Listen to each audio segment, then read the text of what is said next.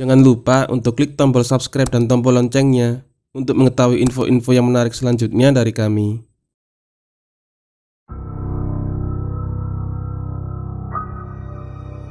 Apa yang menyebabkan awak kapalnya lenyap tanpa bekas?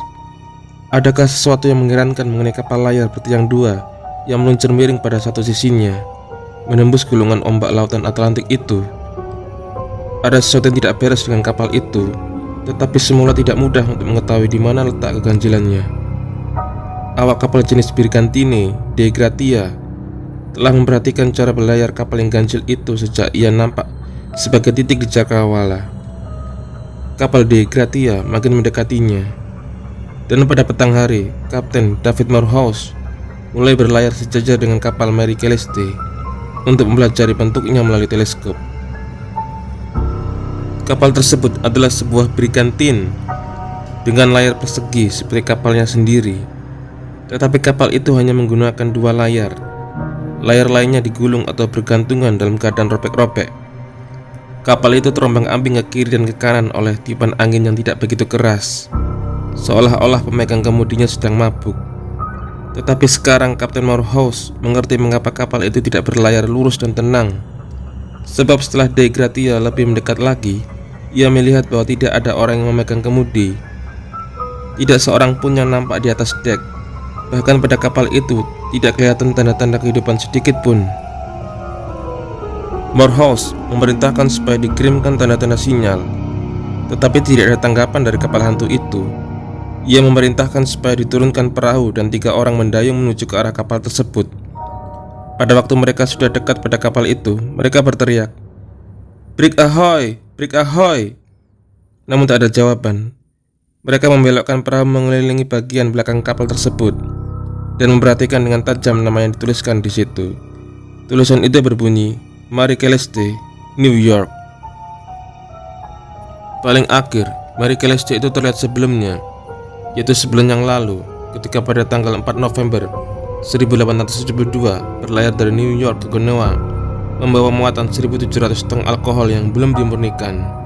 Di atas kapal itu terdapat Kapten Benjamin Spooner Briggs yang sudah berdinas selama 37 tahun, dan perwira pertama Albert Richardson yang memimpin 7 awak kapal. Di atas kapal juga terdapat istri kapten, yaitu Sarah dan anaknya Sophia yang baru berusia 2 tahun. Briggs adalah seorang yang berjanggut, yang jujur dan taat kepada Tuhan. Ia mengadakan pelayaran untuk pertama kalinya dengan Marie Celeste. Sebelumnya ia menjadi kapten di atas kapal schooner dan barhu, tetapi ia dengan gairah mau menerima tawaran menjadi kapten kapal Celeste ketika konsorsium pemilik kapal tersebut menawarkan kepadanya sepertiga hak kepemilikan atas kapal. Semula kapal itu bernama The Amazon, tetapi para pemilik yang memberikan nama baru untuknya bersamaan dengan dilakukannya perbaikan-perbaikan yang sudah sangat diperlukan sebelum ia dikirim menyeberangi lautan Atlantik pada musim dingin. Kapal Marie Celeste berlayar keluar dari East River, New York menuju ke Azores dan mencapai tempat itu pada tanggal 24 November menurut buku catatan kapal. Hingga saat itu cuaca selalu baik. Nyonya Briggs banyak menghabiskan waktunya di dek.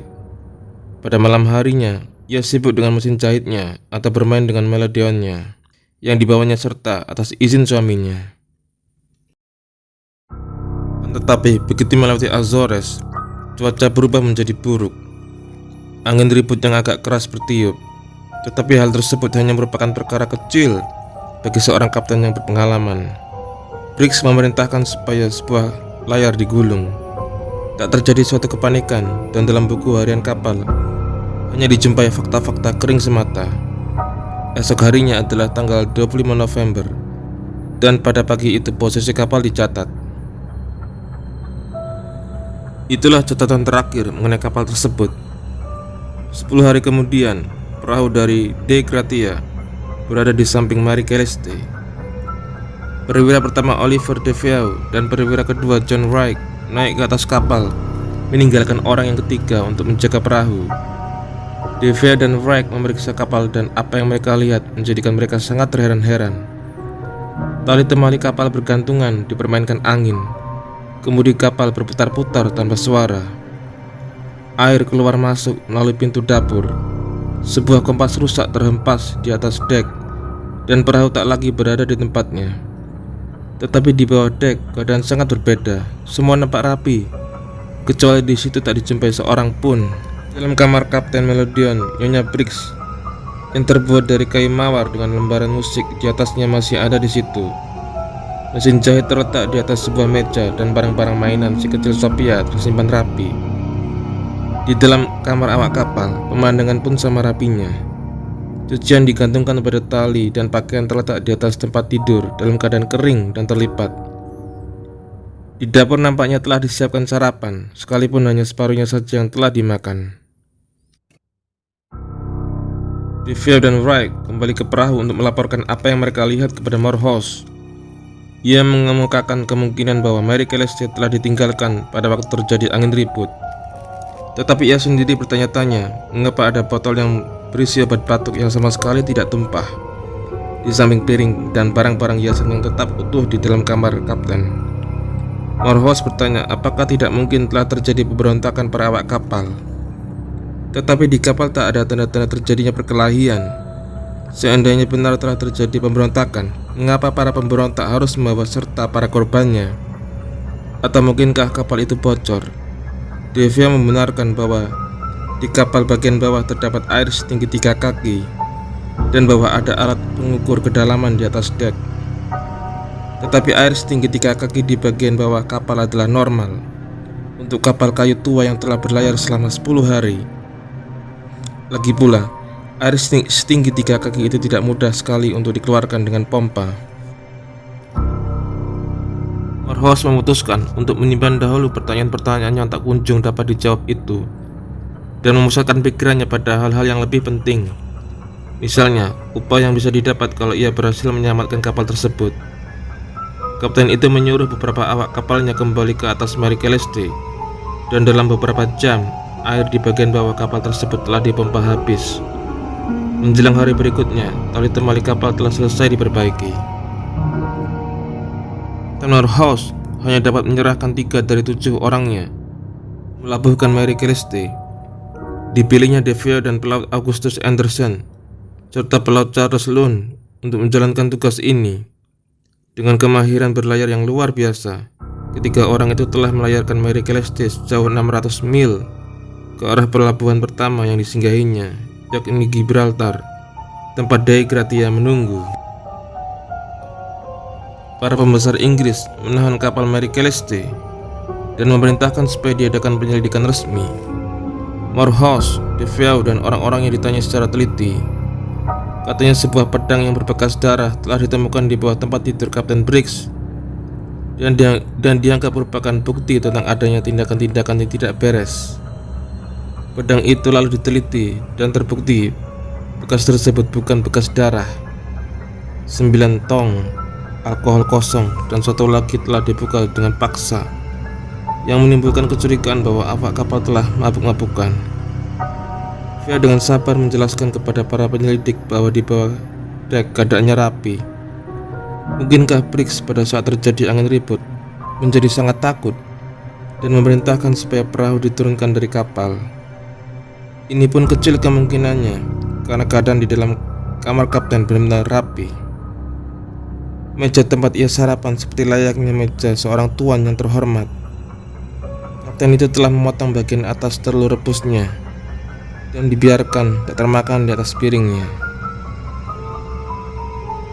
Tetapi masalah yang paling mengherankan adalah bagaimana mungkin Mary Celeste bisa tetap berada di jalur yang benar dalam perjalanan 500 mil selama 10 hari tanpa awak kapal. Ketika Dei Gratia sampai di tempat Mary Celeste, ia berlayar dengan angin di sebelah kirinya, sedangkan Mary Celeste berlayar dengan angin di sebelah kanannya. Tidak mungkin bagi Mary Celeste untuk mengikuti jalur yang telah ditempuhnya kalau layarnya dipasang dengan cara yang demikian. Pasti ada seseorang di atas kapal selama beberapa hari sejak catatan terakhir dibubuhkan pada buku harian kapal. Para pejabat di Gibraltar merasa pasti bahwa perahu dari Mary Celeste dan para awak kapal yang hilang pasti segera akan muncul untuk menjelaskan hal-hal yang masih menjadi tanda tanya. Tetapi para awak kapal itu tidak pernah muncul. Pada tanggal 10 Maret 1873, pengadilannya menyelidiki perkaranya memberikan uang ganti rugi penyelamatan kapal yang tidak banyak jumlahnya kepada Morrow House dan orang-orangnya. Uang itu jumlahnya 1.700 pound dan kira-kira sama dengan 15% dari harga kapal berukuran 100 ton berikut muatannya. Howard Linford, kepala sekolah di Hampstead, London, mengatakan telah menemukan sebuah naskah yang membuka rahasia tersebut. Naskah itu ditemukannya di antara benda-benda yang diwariskan kepadanya oleh seorang penjaga sekolah tua pada waktu ia terbaring di tempat tidur menunggu kematiannya. Penjaga sekolah itu adalah seorang yang telah banyak berjalan dan melihat dunia. Namanya Abel Fosdick. Ia telah menulis sebuah cerita mengenai dirinya sebagai seorang penumpang yang tidak tercatat di atas Mary Celeste dan yang merupakan satu-satunya orang yang selamat dari nasib buruk yang menimpa kapal tersebut. Fosdick menulis bahwa selama dalam perjalanan, Kapten Briggs menemukan anaknya bermain di tempat yang berbahaya, yakni pada bagian depan kapal yang menonjol seperti paruh burung itu. Kapten kemudian menyuruh tukang kayu membuat anjungan dari meja yang dibalik untuk menjadi tempat bermain yang aman bagi anaknya. Dalam melaksanakan tugas ini, tukang kayu membuat bacokan-bacokan yang dalam berbentuk huruf V pada kedua sisi bagian kapal yang menonjol itu. Bacokan-bacokan yang dianggap aneh ini memang ditemukan pada bagian depan kapal yang menonjol dari Mary Celeste. Pada suatu hari ketika cuaca cerah, Briggs berselisih pendapat dengan perwira pertamanya mengenai kemampuan manusia untuk berenang tanpa melepaskan pakaiannya. Kapten yang eksentrik itu pun kemudian melompat ke samping untuk membuktikan pendapatnya. Semua yang ada di atas kapal kemudian berlari ke atas anjungan darurat itu di bagian depan kapal supaya dapat menyaksikan dengan lebih jelas. Anjungan itu pun kemudian runtuh dan semua yang berada di atasnya terlempar ke dalam laut. Ikan hiu segera datang dan menghabiskan semuanya kecuali Fosdick yang tetap berpegang pada sisa-sisa anjungan sehingga ia akhirnya terdampar di pesisir Afrika. Itu telah menggerakkan imajinasi para pembaca surat kabar di seluruh dunia, tapi tidak dapat diterima sebagai penjelasan yang masuk akal karena dianggap terlalu aneh. Dengan demikian, misteri yang meliputi nasib awak kapal Mary Celeste tetap tidak terungkap hingga hari ini.